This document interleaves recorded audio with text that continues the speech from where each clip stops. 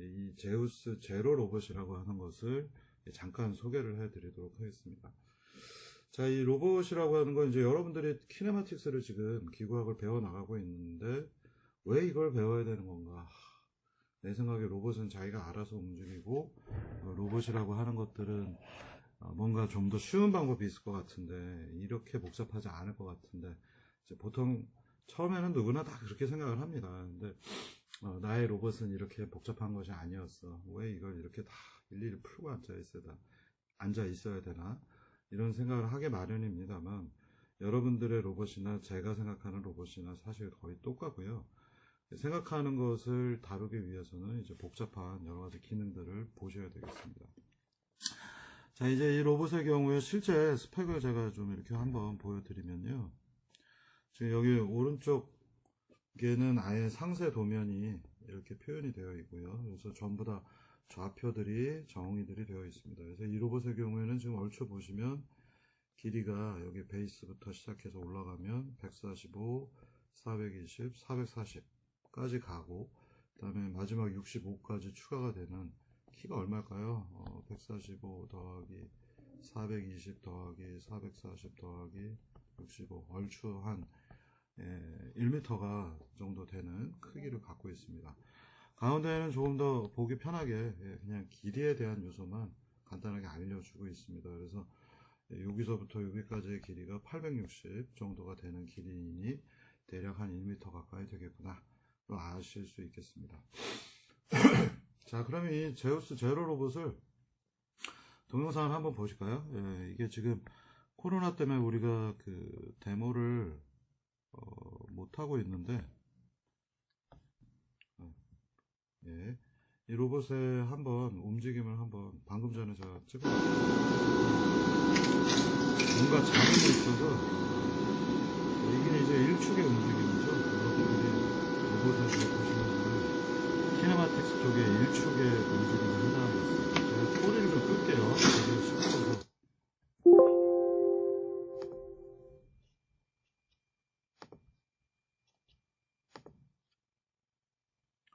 소리 끄는 게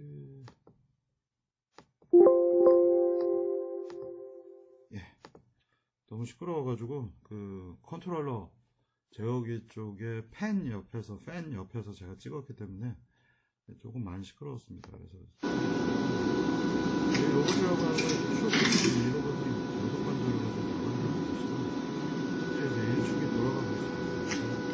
그래서 도면에 있는 것과 똑같이 생겨지고 있습니다.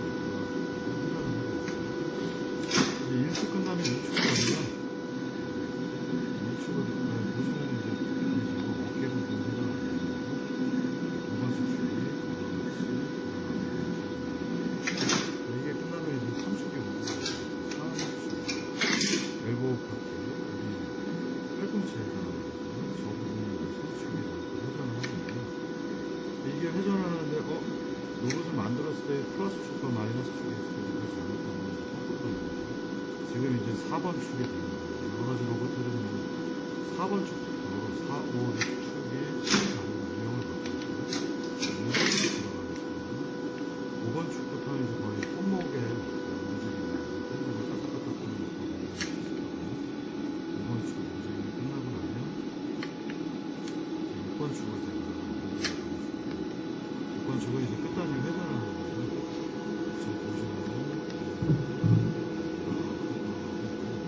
움직임은 지금 10도 단위로 돌긴 했기 때문에 자연스럽게 공간이 되면 이제 10도 이렇게 돌아가도록 되어 있습니다. 이런 것들이 이제 로봇이고요. 이 로봇들을 좀 여러분들이 배워보시는 게 이 로봇공학에서의 핵심이고요. 옆에 있는 뭐 지역선도 과목이라든가 대학원 과목에서는 이제 이거를 아예 뭐 좌표계나 이런 것들은 이미 다 로봇공학에서 배운 학생들이거나 또는 따로 다른 어떤 목적 때문에 배우는 과목이라 조금 다르게 가르치고 있습니다. 그래서 지금 있는 이 오른쪽에 있는 제우스 로봇을 그래픽으로 이렇게 만들어 놓고요. 얘에 좌표계를 붙입니다. 지금 이 움직이고 있는 이 로봇의 가장 밑부분 오른쪽에 보시면 베이스라고 제가 설명을 하고 있는데요. 이 베이스 부분에 좌표계가 붙어 있는 것을 보실 수 있습니다. 여기가 베이스인데 지금 이 부분에도 보시면은 동영상에서 좌표계가 보이실 겁니다. 지금 옆으로 삐뚤 해놔서 움직임이 좀 덜한데요. 그래서 이 베이스 로봇을 어디에다 부착할까 라고 하는 것들이 바로 이 베이스 문제가 되겠고요. 그 다음에는 엔드 이펙터, 그 로봇의 끝단입니다. 그래서 지금 이 좌표계 여기 지금 보이고 있네요. 좌표계를 토대로 해서 여기 지금 빨간색 좌표계, 녹색 좌표계, X축하고 각각 Y축입니다. 빨간 게 X축, 초록색이 Y축, 그리고 지금 보이지 않는 위쪽을 향하고 있는 것이 Z축, G축이 되겠고요. 그래서 지금 이 로봇 구성하고 똑같이 여기에 동영상으로 만들어 놓고 시뮬레이션으로 이건 지금 보여드리고 있는 것이고, 그러면 이 베이스 좌표계를 우리가 알고 있는데 어딘가 로봇을 고정을 해놨는데 여기에서부터 이 끝단까지의 위치는 어떻게 알아내야 될까 라고 하는 것이 지금 여러분들이 배우고 계신 로봇공학의 기본적인 툴들입니다. 올해 졸업생 중에 한 명이 이제 회사로 갔는데 이제 친구들 거 많이 보면서 숙제를 하고 뭐 A도 받고 B도 받고 했는데 이제 회사 가서는 로봇을 만들어야 되니까 옛날에 친구들한테 물어봐서 했던 거를 어떻게 하지? 하고선 요새 동영상을 다시 열심히 유튜브에서 제 동영상, 로봇공학 동영상을 보고 있다고 하더라고요. 그래서 잘 있냐? 라고 인사도 한번 보내고. 그래서 이런 그 로봇공학은 좌표를 어떻게 우리가 계산하는가? 바로 이 베이스 시작점부터 끝까지의 여러 가지 관절들이 있을 텐데 이 관절들을 어떻게 변환해서 좌표를 알게 되는가, 각도도 어떻게 알 수 있는가 라고 하는 학문이 되겠습니다. 그래서 지금 이 좌표계가 지금 여기 그림에 나왔죠. 좌표계가 부착이 될 것이고 이 좌표계를 토대로 해서 엔드 이펙터 끝단에 로봇 끝단이라고 한국말로 뭐 보통 끝단이라고 많이 부르는데요. 엔드 이펙터라고 부르고 약어로 EE라고도 부릅니다. 얘의 위치를 찾는 것, 바로 이게 로봇공학의 여러분들이 올해 이번 학기에 마스터 하셔야 되는 주요 내용이 되겠습니다. 자, 좀 여러 가지 사례를 보여드리겠습니다. 이게 너무 로봇공학을 이론만 가지고 하면 여러분들이 이제 미쳐버리는 거죠. 그래서 여러 가지 재밌는 사례를 올해는 조금 더 포함을 하려고 하고 있고요. 동영상을 한번 보시면 이 로봇은 이제 유니버셜 로봇이라고 하는 덴마크 로봇이고요. 협동 로봇이라고 하는 이 협동 로봇은 움직이다가 부딪히면 자동으로 멈춥니다. 그래서 얘의 경우에도 관절이 몇 개인지 한번 세보시기 바랍니다. 자, 이제 한번 움직여 볼게요. 지금 녹색으로 표현됐죠? 이 부분이 주요 지금 움직임의 첫 번째 관절이 되겠습니다. 다음 두 번째 축, 어깨 부분 역시 또 이렇게 여기 녹색으로 표현되는 부분이 현재 움직이는 축이고요. 엘보우 파트 3번 축입니다. 그래서 팔꿈치가 움직이고 있고요. 다음 4번 축, 얘는 4번 축이 좀 다른 구성으로 되어 있죠. 아까 보셨던 제우스하고 좀 다르게 되어 있고요. 다음 5번 축입니다. 5번 축, 녹색으로 표현된 부분. 그리고 마지막 6번 축, 손목 부분이 회전을 하는 것을 보실 수 있습니다. 그래서 이 손목의 움직임을 나타나기 위해서 보통 3개의 회전이 들어가고요. 전체 큰 움직임을 제어하기 위해서 1번, 2번, 3번 축, 위치를 잡아주는 3개의 축, 위치를 위해서 3개의 축, 그리고 오리엔테이션, 회전을 위해서 3개의 축이 쓰이는 것. 이게 바로 로봇공학의 핵심적 요소가 되겠습니다. 자, 몇 가지 또 좀 예제들 좀 더 여러분들이 말랑말랑하게 보실 수 있는 예제들이고요. 그래서 각각의 지금 보신 것처럼 6개의 관절들이 보통 일반적으로 여러분들이 보시는 로봇들은 6개의 관절, 공간에서 6자유도, 3개는 위치, 3개는 각도, 오리엔테이션을 표현하기 위해서 6개의 관절을 갖습니다. 그리고 그 각각의 관절에는 지금 보시는 것처럼 좌표계가 모터 축을 중심으로 해서 잡혀져 있고요. 그래서 우리는 호모지니어스 트랜스폼이라는 걸 배워서 하나의 조인트에서 다음 넥스트 조인트로 넘어가는 그 관계를 여러분들이 배우고 계시는 중이 되겠습니다. 자, 그러면 이 좌표계가 왜 필요한가? 나의 로봇은 이렇지 않아. 베이스를 어딘가 고정을 해놓으면은 로봇이 알아서 움직일 거라고 생각을 했는데 실제로 그렇지가 못하고요. 그리고 많은 그 사람들이 힘들어하는 것 중에 하나가 바로 이 좌표계 계산들이 되겠습니다. 왼쪽의 사례 한번 보시겠습니다.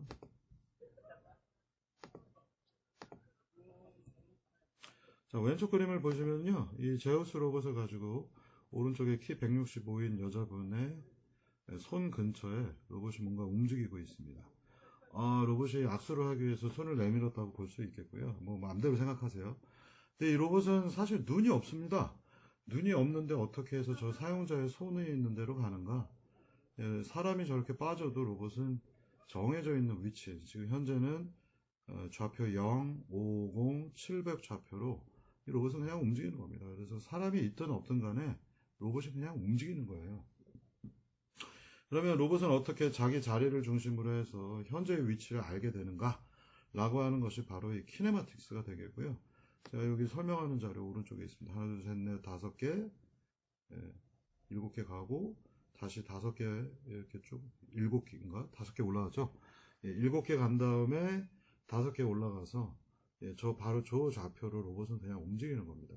그래서 로봇은 자기가 알고 있는 좌표를 그냥 기억을 해서 눈 감고 움직이는 거죠.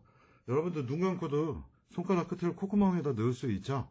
그것과 똑같은 겁니다. 그러니까 우리가 눈을 감고 또는 눈이 보이지 않는 아주 어두운 곳에서도 사람이 없으니까 코를 한번 파야겠다 할 때 아무것도 보이지 않지만 콧구멍을 팔 수가 있는 거죠. 콧구멍에 손가락을 넣을 수 있는 거죠.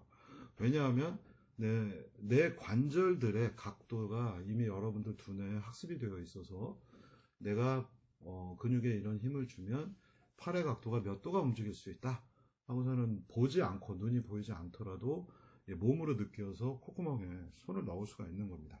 또는 뭐 귀가 간지러워서 귓구멍에다 손을 넣을 수 있죠. 귓구멍에 손 넣을 때 귓구멍에 손가락이 들어가는지 아닌지 모르는데 어떻게 넣잖아요. 그죠? 그리고 그것도 접촉을 한 번만 하면서도 한 번에 귓구멍에 딱 손가락을 거의 넣을 수가 있습니다. 우리가 위치를 알기 때문이고요. 자, 그래서 베이스에서부터 엔드 이펙터까지의 이 좌표계들을 내부적으로 인코더라고 하는 센서를 이용을 해서 로봇의 경우에는 우리가 현재의 각도를 알 수 있게 되는 거고요. 어떤 각도로 움직여야 마지막 위치가 어떻게 되는가를 판단하는 어떤 분야가 키네마틱스, 기구학이라고 하는 분야가 되겠습니다.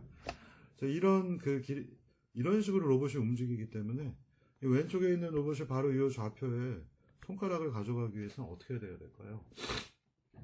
로봇의 하드웨어가 굉장히 탄탄해야 되는 겁니다. 그래서 로봇의 경우에는 로봇의 하드웨어가 덜렁덜렁하면 제대로 제어를 할 수가 없습니다. 그러니까 센서라고 있는 것은 결국 인코더 정보밖에 없기 때문에 각 관절의 각도만 알고 있기 때문에 로봇이 덜렁덜렁한다 라고 하면 어떤 이론도 거의 적용할 수가 없습니다.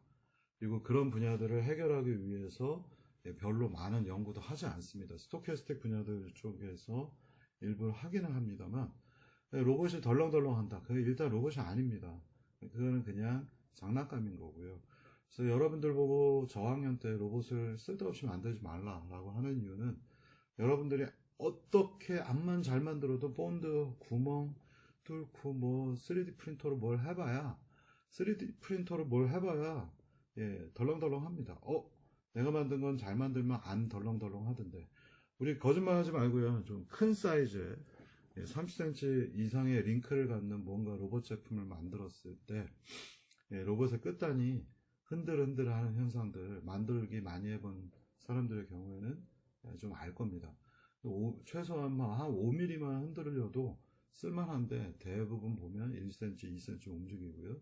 그 다음에 사이즈가 커지면 커질수록 요새 최근에 보행 로봇 하면서 절곡으로 알루미늄 절곡되어 있는 1m 정도 되는 이족 보행 로봇을 회사에서 제어를 해달라고 해서 갖고 왔는데 이 로봇이 움직일 때 다리 한번 움직이면은 좌우로 10cm 가까이 흔들립니다. 길이가 1m가 되면은 흔들림이 엄청나게 세져요. 그래서 이렇게 흔들리는 로봇의 경우에는 어떠한 제어 방법을 쓰더라도 이걸 잡기가 굉장히 어렵습니다. 그리고 대형 로봇들 한 진짜 5m급 되는 것들은 그걸 잡기 위해서 따로 센서를 부착해서 해야 되겠지만 한 20cm, 30cm 되는 사이즈의 로봇을 여러분들이 만들었는데 그게 약간 무겁다, 무게가 있다 라고 하면 그 로봇은 반드시 흔들리게 되겠고요. 흔들리면 제어를 제대로 할 수가 없습니다. 그래서 장난감이 되는 겁니다. 그래서 로봇을 만들고 싶으시면은 실제로 뭐 전부 다 절삭 가공을 해서 베이스 부분을 엄청나게, 그리고 각 관절에 베어링들 2개, 3개 이상씩, 2개 이상씩 써서 고정을 하지 않으면 절대로 로봇은 만들 수가 없습니다. 그래서 이 하드웨어 구조가 굉장히 정교해야 되고요. 그 다음에는 강인한 외부의 외력에 대해서도 잘 버티는, 무슨 백래시라든가 기어가 딱딱딱딱 하는 현상이 있죠. 이런 것들이 최소한으로 줄여야 되겠습니다. 그래서 반복성이라고 불리는 리피터빌리티라고 하는 지수가 있는데, 이런 로봇들의 경우에 10마이크로미터 정도의 반복성을 갖습니다. 그래서 제어가 없더라도 흔들림이 거의 없습니다. 그래서 나중에 뭐 실험 실습을 할 기회가 있으면 동작하고 있는 로봇이 멈춰 있을 때 그 로봇을 한번 끝단을 잡고 살짝 흔들어 보세요. 꿈쩍도 하지 않습니다. 어저께 저희 대학원에 있는 100kg 정도 되는 학생, 100kg 넘습니다. 그 학생이 로봇을 붙잡고 움직였는데 로봇 베이스가 움직였지 로봇 자체는 움직임이 없습니다. 그래서 로봇은 되게 탄탄하게 만드셔야 되는 거고요. 로봇이 눈을 감고 움직이는 것과 같기 때문에 이 로봇에는 전부 다 이러한 좌표계들이 있어야 될 거고요. 로봇이 사람을 인식해서 뭐 사람의 어디를 터치를 하고 싶다라고 하면 인식을 해서 우리가 얻어내야 되는 거 역시 마찬가지로 좌표계, 위치 정보, 각도 정보를 알아내야 되고, 그 다음에 사람에도 가상의 좌표계 코디네이트를 붙일 수밖에 없습니다. 이게 이제 로봇공학에서, 그리고 로봇 관련된 모든 예제들에서의 가장 기초적인 점이 되겠습니다. 자, 그러면 이런 로봇들의 왜 좌표계를 우리가 알아야 되는가 계속해서 제가 설명을 드리면은,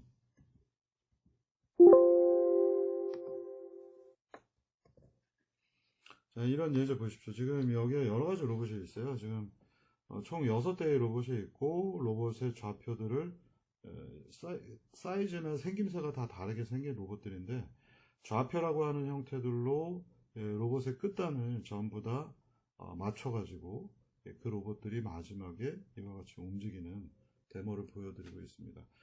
맨 왼쪽에 있는 로봇은 앱슨에서 만든, 거의 대부분 여러분들이 지금 이번 학기에 배우고 계시는 2축짜리 로봇들, 스카라 타입 로봇이 바로 이 앱슨 맨 왼쪽에 있는 로봇이 되겠습니다. 그래서 이 맨 왼쪽에 있는 로봇이 움직이는 걸 보시면은 여러분들이 지금 열심히 풀고 있는 키네마틱스 예제하고 굉장히 유사하다는 거 아실 수 있고요. 오른쪽 끝에 있는 로봇도 지금 보시면은 스카라 타입 로봇입니다. 그래서 이 스카라 타입 로봇이 뭐 대전에도 있는 민트 로봇이라든가 경기도에 있는 이렇게 좀 이상한 쉐입으로 만든 로봇이 있고요. 그 다음에 이제 가운데에 있는 게 우리가 기증받은 제우스 로봇이 되겠습니다. 페이로드는 약 10kg 미만. 그 다음에 이 두 번째 로봇이 두산 로봇이에요. 그래서 M0609. 얘 페이로드 한 5, 6kg 정도 됩니다. 여기 있는 이 로봇 협동 로봇인데 한화에서 만든 HCR06이라고 불리는 로봇이 되겠고요. 뒤에 있는 로봇을 한번 보시면 이 여자가 지금 키가 165입니다. 165인데 이 여자분보다 키가 큽니다. 팔을 다 뻗치지 않고 90도로 꺾어놨음에도 불구하고 이 로봇이 움직이는 걸 지금 보시면은 팔이 90도로 꺾여 있음에도 불구하고 엄청난 사이즈죠. 이 현대 로봇이 되겠고요. 갑자기 생각이, HS220이라고 불리는 페이로드가 220kg입니다. 그래서 번쩍번쩍 드러내고 뭐 80kg, 뭐 100kg짜리는 번쩍번쩍 듭니다. 그래서 뭐 이 현대가 만든 로봇이고요.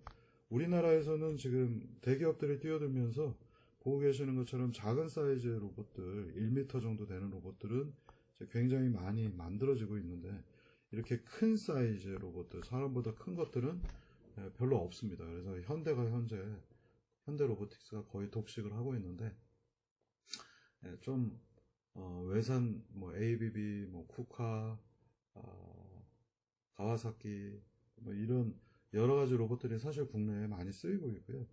이 현대 로봇도 저는 뭐 개인적으로 좋아하지 않습니다. 생각보다 정밀도나 이런 부분에서 문제점들이 많고, 그리고 애들이 제어를 잘 못해요. 기본적으로. 현대중공업 분들이 보시면은 경악을 금치 못하겠지만, 제가 아는 한도에서는 20년 전부터 제어도 잘 못해가지고, 옛날에 뭐 5m짜리 로봇 만들고 덜렁덜렁 하니까 제어 좀 해달라고 그때 제가 있던 실험실에 찾아와서 바보 소리 하던 기억이 납니다. 그리고 여전히 지금도 제어 잘 못합니다. 그래서 이 로봇들이 여러 가지 종류가 있고 국내에도 많은 로봇들이 있지만, 이 로봇이라고 하는 것들은 아주 기본적인 지금 이 호모지니어스 트랜스폼부터 여러분들이 아주 잘 배워야 되겠습니다. 그래서 제가 하나의 이슈를 던진다면 로봇은 전부 다 좌표계가 붙어 있어야 된다. 여기도 지금 보시면요, 여기 한 칸이거든요. 그래서 여기 1m 거리에 사이에 두고 여기 베이스 좌표계들이 이렇게 붙어 있는 거죠. 다 1m씩 지금 떨어져 있죠. 이게 이제 칸이니까 세보시면 하나, 둘, 셋, 넷, 다섯, 하나, 둘, 셋, 넷, 다섯. 그래서 10칸 떨어져 있고요. 한 칸이 10cm가 되겠습니다.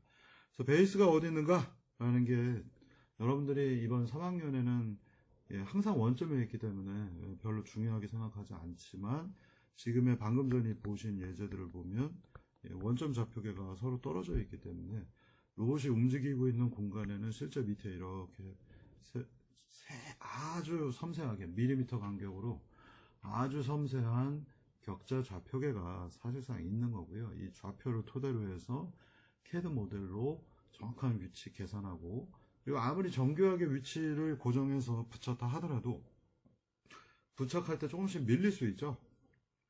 그래서 로봇의 위치가 현재 어디 있는지를 다시 보정하는 기법들이 현실에서는 많이 쓰이고 있습니다. 그래서 보정하는 것들은 대학원에 오시면은 그때 가서야 가르쳐 드리도록 하겠습니다. 그래서 이 베이스가 어디 있는가 학부 때는 별로 중요하지 않습니다. 그냥 원점에 있기 때문에. 근데 실제로 로봇을 구동해 보시면 이제 중요한 문제가 되겠고요. 그 다음에 두 번째, 앞서서 얘기 드린 대로 로봇은 그 자체가 굉장히 정교하게 움직여야 됩니다. 관절 각도만 가지고 위치를 알아내야 되기 때문에 일단 건덩건덩한다, 그건 로봇이 아니라 쓰레기 또는 장난감인 겁니다. 여러분들 그래서 저학년 때 또는 뭐 졸업하기 전까지도 로봇을 만드는 거는 다 건덩건덩하는 장난감이기 때문에 여러분들이 거기서 뭔가 정교한 작업을 한다는 것 자체가 불가능합니다. 여러분들이 뭐 사족보행 로봇 같은 거 만들었는데 걷고 싶은데 잘 못 걸어요. 아무리 복잡한 이론을 투입해서 계산을 해봐야 로봇 자체가 건덩건덩 하는데 위치를 정확하게 알 수도 없고, 센서 몇 개 붙여갖고 해봐야 싸구려 뭐 M606, 6050인가? 6050? 이런 거 써봐야 각도도 정확하게 알 수가 없죠. 가속도 시그널들을 접근하는 것들이기 때문에. 그래서 사실은 뭘 만들어서 뭔가 좀 복잡한 문제들을 해보고 싶어도 할 수가 없습니다. 그리고 여러분들한테 돈을 뭐 몇천만 원을 줘도 만들 수도 없어요. 아는 만큼 설계가 되는 거기 때문에 아는 게 없으면 설계해봐야 거기서 거기입니다. 그래서 여러분들이 학부 때 뭘 만들어 보고 싶어하는 심정은 저도 알지만, 만들어봐야 쓸모가 없는 쓰레기들이 나옵니다. 미안한 얘기지만. 그래서 여러분들이 학부 과정에서 열심히 배우시고 대학원 이상으로 가서 이제 그때부터 이제 뭔가 만들면서 현실적인 경험을 좀 더 해보시는 겁니다. 어딜 가나 다 그렇습니다. 뭐 로봇 만들고 싶다고 뭐 여러분들한테 돈만 있으면 만들 것 같지만, 만들어봐야 제대로 동작 못하는 게 저도 너무나 잘 알고 있어서 그런 겁니다. 자, 그리고 나서 베이스 알고 있고 정확한 움직임이 확보가 되면 그때서야 이제 키네마틱스를 어떻게 풀 것인가. 물론 이제 설계할 때도 이 기구학 부분, 키네마틱스라고 하는 부분을 고려를 해서 만듭니다만, 이렇게 순서대로 흘러 들어가는 문제라고 생각하시면 되겠습니다. 자, 그러면 이 로봇들이 키네마틱스가 다를 때 어떤 움직임을 하는지 한번 세 가지 비교를 통해서 한번 보시면 좋겠습니다. 자, 맨 왼쪽에 있는 게 두산 로봇이고, 가운데가 제우스, 오른쪽이 현대 로봇입니다. 한번 보실게요. 1번 축 움직이고 있죠? 1번 축이 이렇게 움직이고 있고, 2번 축 움직입니다. 엘보, 어깨 파트, 숄더 2번 축 움직였고요. 3번 움직입니다. 지금까지 보면은 뭐 모양만 다를 뿐이지 똑같이 움직이잖아요. 자, 이 1번, 2번, 3번은 로봇들에서 거의 대부분 이러한 구성으로 되어 있습니다. 그래서 거의 모든 로봇들이 1번, 2번, 3번의 움직임을 보시면 똑같습니다. 그래서 이 1번, 2번, 3번은 사실은 위치를 잡기 위해서 큰 위치를 잡는 용도로 쓰이는 거고요. 이제 뒤에서 4, 5, 6번 움직임도 따로 비교해서 보여드릴 텐데 1번하고 2번의 움직임을 다시 한번 보시면은 1번하고 2번은 회전축이 90도로 꺾여져 있죠. 1번은 지금 위쪽 Z축을 향하고 있고 G축 향하고, 그 다음에 2번 축은 X 또는 Y축을 향하고 있습니다. 그래서 1번과 2번 사이에는 90도의 트위스트 앵글이라고 하는 비틀어져 있는 게 보이고 있고요. 2번하고 3번의 사이에는 평행 이동을 해서 축이 평행 이동돼서 회전을 하고 있습니다. 다시 한번 보시겠습니다. 자, 2번 축 이제부터 움직이고요. 2번 축의 축 방향과 3번 축의 축 방향이 같은지 보시라는 겁니다. 지금 전부 다 X 또는 Y축을 향하고 있죠. 그래서 2번하고 3번은 축 방향이 대부분 평행 이동이 되어 있는 상태입니다. 그럼 이제 4번, 6번은 롤피치오라고 하는 공간상의 3개의 각도 표현을 하는 용도로 쓰입니다. 한번 보실게요. 4번 축입니다. 완전히 다르죠? 3개의 로봇이. 그죠? 1, 2번 두산하고 가운데 있는 제우스는 비슷한데 저 하나 오른쪽에 있는 로봇부터 완전히 다르고, 이게 이제 5번 축 회전이고요. 그다음 6번입니다. 지금도 보시면은 동일한 로봇은 두산 맨 왼쪽에 있는 것과 가운데 있는 제우스 로봇은 형상만 좀 다르게 생겼을 뿐이지 축의 회전이라고 하는 부분이 사실상 똑같습니다. 그죠? 4번 축 움직임 1번, 2번이 똑같이 보이고 있고, 그 다음에 오른쪽에 있는 하나 로봇만 좀 다르게 생겼습니다. 이 하나 로봇, 오른쪽에 있는 하나 로봇의 경우에는 유니버셜 로봇과 굉장히 유사하게 구성이 되어 있습니다. 맞나? 그랬던 것 같아요. 이게 하나 로봇이고, 두산, 그리고 우리한테 기증을 해준 제우스입니다. 왜 제우스 로봇이 가운데 있냐? 기증을 해줬기 때문에 그렇습니다. 고맙죠. 기증도 안 해줬지만 최근에 이제 두산 로봇을 한 대 사줄까 말까 지금 하고 있는데, 값을 싸게 해주면 나중에 가운데로 옮길 수도 있고요. 자, 어쨌든 이제 좀 이번에는 좀 다른 관점에서 보시겠습니다. 여러분들이 이제 기구학이라고 하는 걸 이제 계속 배워나가고 있는데 이게 왜 중요한가 라고 하는 것들을 설명하는 일종의 자료가 되겠습니다. 움직임을 한번 보실까요? 똑같은 위치로 로봇들이 지금 움직이고 있습니다. 그죠? 이렇게 제우스 움직였고, 왼쪽에 있는 두산 로봇, 하나 로봇 움직입니다. 그리고 다시 원래의 위치로 돌아왔습니다. 자, 이 움직임을 보시면은 물론 크기도 되게 중요한 요소인데 크기가 굉장히 비슷하기 때문에 얘네들 1번과 2번 두산과 제우스 로봇의 경우에는 움직임이 조금 유사하다라는 걸 느끼실 수 있나요? 그리고 오른쪽에 있는 하나는 축의 구성이 다르기 때문에 움직이는 패턴이 조금 다르게 보입니다. 한번 다시 보시겠습니다. 이 가운데 있는 로봇과 왼쪽에 있는 로봇 움직임을 보시면 좀 어딘가 비슷하고요. 3번은 하나는 좀 다르게 움직이네? 이런 생각이 드실 겁니다. 움직임이 조금 크죠? 하나도 움직여보면 좀 사이즈가 있기도 하지만 움직임이 좀 다르게 느껴지실 겁니다. 그러면 이걸 조금 더 섬세하게 한번 보시겠습니다. 똑같은 동작을 옆에서 본 겁니다. 1번 두산 로봇이 움직이는 과정이고요. 2번 제우스가 움직이는 과정입니다. 뭔가 움직임이 비슷하죠? 오른쪽에 있는 하나를 보시면 4, 5, 6번 축이 다르니까 움직이는 패턴이 많이 다릅니다. 그죠? 이게 이제 안 보이시면은 뭔가 문제가 있는 겁니다. 움직임이 무언가가 좀 다릅니다. 어디가 어떻게 다른지 설명하기는 좀 어렵지만 지금 보시면은 제가 이제 얘기를 드리면 다들 동의를 하실 텐데 이 부분의 움직임이 되게 크죠. 그러니까 이 녀석이 이렇게 움직이는 이 각도가 하나 로봇의 경우에는 굉장히 크게 움직입니다. 다시 한번 보시겠고요. 두산, 제우스, 하나 보시면 얘는 거의 다 일어나고 있죠. 그러니까 위아래로 지금 10cm 정도 움직이는 경우인데 지금 보시면은 굉장히 큰 움직임을 보여줍니다. 그래서 이 로봇이라고 하는 것들은 이걸 보통 유형, 타입이라고 하는데 관절들을 어떻게 배치했냐에 따라서 그 움직임 패턴들이 완전히 달라지게 됩니다. 그래서 요 두 가지 또 이번엔 재밌는 사례 하나 보여드리겠습니다. 지금 보시면은 이걸 뭐 공학적으로 설명하는 방법들이 있는데 그런 거는 지금 빼놓고 여러분들 그냥 직관적으로 보시는 겁니다. 그래서 지금 얘는 UR 유니버셜 로봇이고 얘는 한화 HCR606이라는 로봇입니다. 그래서 유사한 기능을 하는데 이번에는 이 손목 끝단이 위치 이동은 하지 않고 각도만 바꿔 보겠습니다. 그러면 각도를 바꿀 때 어떤 일이 벌어지는지 한번 이 두 가지 로봇의 경우를 좀 보세요.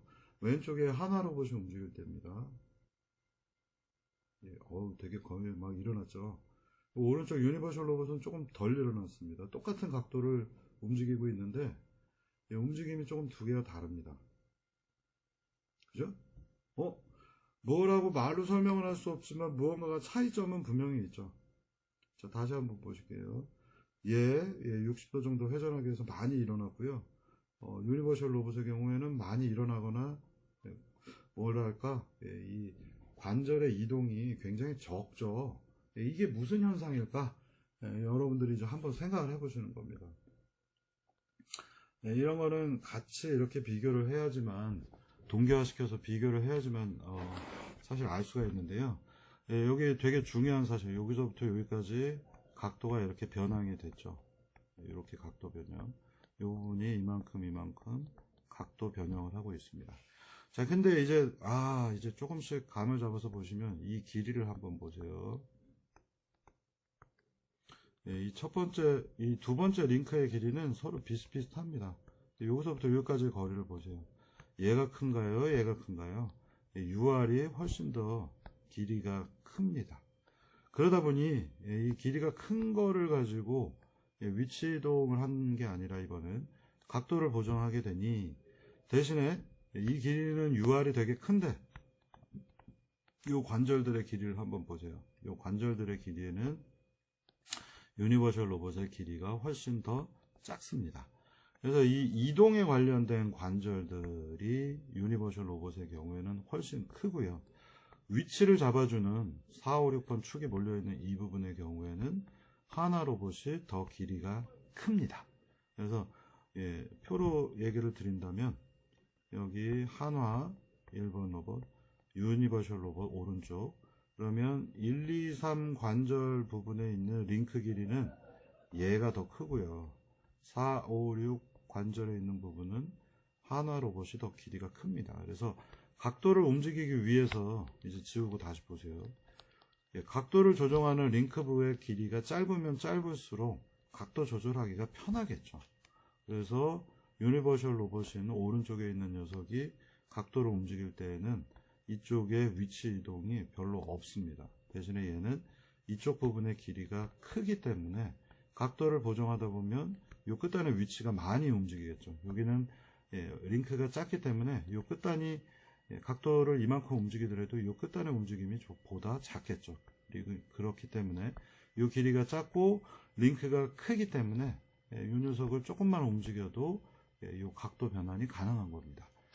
자, 그러면 이런 사실을 알았을 때 이 한화 쪽 로봇 설계하신 분은 무슨 생각을 갖고 설계를 했을까라고 하는 궁금증이 생기는 거고요. 이분은 뭔가 다른 목적이 있을 수는 있지만 솔직히 제가 보는 입장에서는 설계를 대충 한 겁니다. 그래서 로봇에 어떤 용도가 있을 텐데 그 용도라고 하는 부분을 깊게 고려하지 않고 적당한 사이즈로 만들다 보니 이런 문제점이 생겼을 거고요. 또는 다른 이유도 있죠. 이 사이 이 부분에 모터를 2개, 3개 막 꾸겨 넣어야 되는데 공간 확보가 안 되니까 결국은 이 사이즈가 길어졌을 수도 있습니다.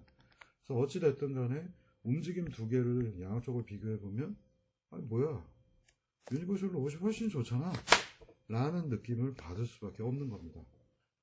동일한 어떤 태스크를 처리할 때 굉장히 많이 움직이잖아요. 얘는 조금만 움직이죠. 그래서 이 로봇이라고 하는 것들을 설계하는 것들은 적당한 길이로 만들면 되겠지 해서 설계를 하면 이러한 약간 성능에 대한 문제점들이 생깁니다. 왜 이게 성능에 대한 문제가 되냐면 끝단의 각도를 빨리빨리 꺾고 싶은데 왼쪽의 로봇의 경우에는 많이 움직여야 되기 때문에 2, 3번 축이 많이 움직여야 되니까 끝단의 속도가 잘 안 나올 수밖에 없는 겁니다. 그래서 여러 가지 로봇들은 길이라고 하는 부분을 잘 고려해서 설계를 해야 되겠습니다. 이런 걸 배우는 게 바로 로봇공학에 포함되어 있는 내용들입니다. 자, 이 두 번째 예제, 이 또 다른 예제는요, 이 끝단의 속도를 보시라는 겁니다. 지금 보시면은 똑같은 로봇이고요. 제우스 로봇 두 개를 지금 제가 갖다 놨고요. 현실에서는 두 개 동기화하는 것도 굉장히 어렵고, 요 끝단이 회전을 하면 이렇게 움직일 거 아니에요. 이 속도를 두 가지를 한번 비교해 보세요. 그래서 지금 보면 완전히 똑같은 로봇이라 이 녀석을 왼쪽에 있는 로봇을 각도를 좀 꺾어 보겠습니다. 오른쪽에 있는 로봇의 각도를 꺾었습니다. 이렇게 각도를 꺾어 놓고 이 끝단이 어떻게 움직이는지, 똑같은 회전을 했을 때 이 양쪽 왼쪽과 오른쪽에 로봇의 끝단이 얼마만큼 움직이는지, 얼마나 빠른 속도로 움직일 수 있는지를 한번 관찰해 보시라는 의도가 되겠습니다. 그래서 오른쪽 로봇처럼 90도 꺾여 있는 상태에서 2번 축이 회전을 하면 보세요. 똑같이 회전을 하고 있죠. 근데 누가 더 많이 움직이죠? 끝단만 보세요. 끝단이 많이 움직이는 것은 어떤 로봇인가요? 왼쪽인가요? 오른쪽인가요? 2번 축이 똑같은 속도로 동기화되면서 움직이지만 오른쪽 로봇은 팔을 접었죠.